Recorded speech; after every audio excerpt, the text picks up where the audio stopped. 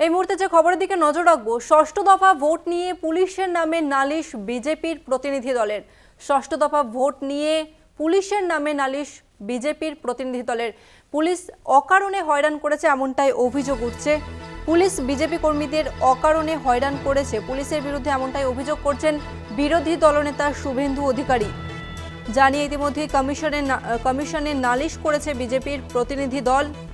ষষ্ঠ দফার ভোট নিয়ে পুলিশের নামে নালিশ।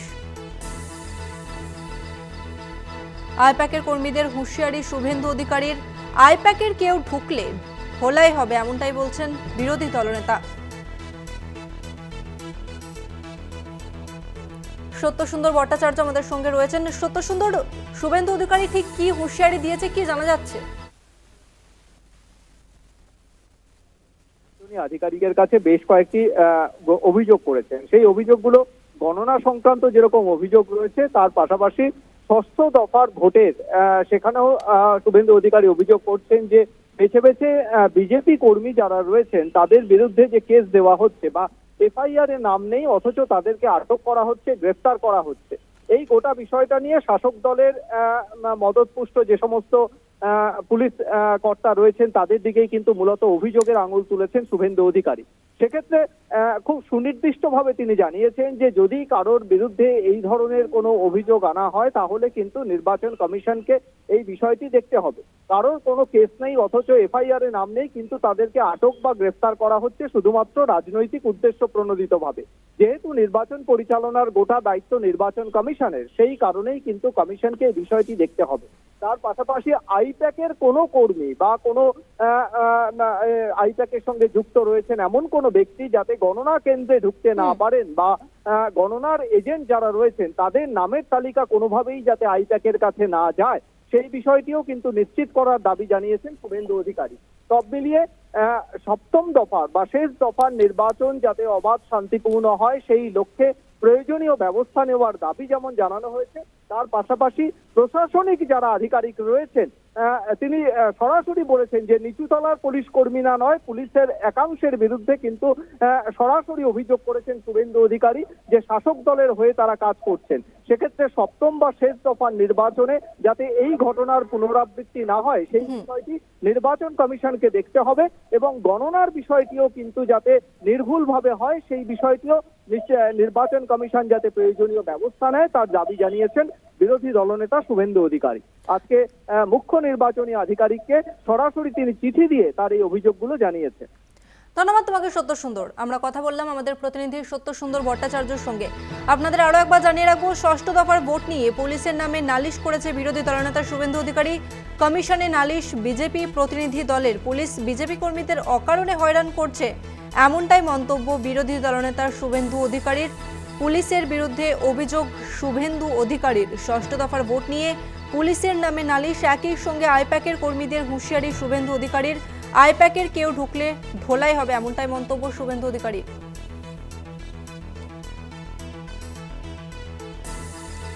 এই মুহূর্তে আমাদের সঙ্গে রয়েছেন টিএমসির মুখপাত্র শান্তনু সেন। শান্তনুবাবু, আপনাকে কলকাতা টিভিতে স্বাগত। আপনাকে জানিয়ে রাখবো, ষষ্ঠ দফা নির্বাচন নিয়ে ইতিমধ্যেই পুলিশের নামে নালিশ করছেন শুভেন্দু অধিকারী, এমনকি আইপ্যাকের কর্মীদের হুঁশিয়ারি দিচ্ছেন শুভেন্দু অধিকারী। আইপ্যাকের কেউ ঢুকলে ঢোলাই হবে এমনটাই মন্তব্য বিরোধী দলনেতার, কি বলবেন? আসলে সমস্যাটা হচ্ছে যে মুহূর্তে আমাদের সর্বভারতীয় সাধারণ সম্পাদক অভিষেক বন্দ্যোপাধ্যায় বলে দিয়েছে 33টা আসনে নির্বাচন হয়েছে, তার মধ্যে 25 থেকে 26টা ইতিমধ্যে তৃণমূল কংগ্রেস পেয়ে গেছে এবং আগামী 9টা বাকি আছে, সেটাতে 9-0 হবে।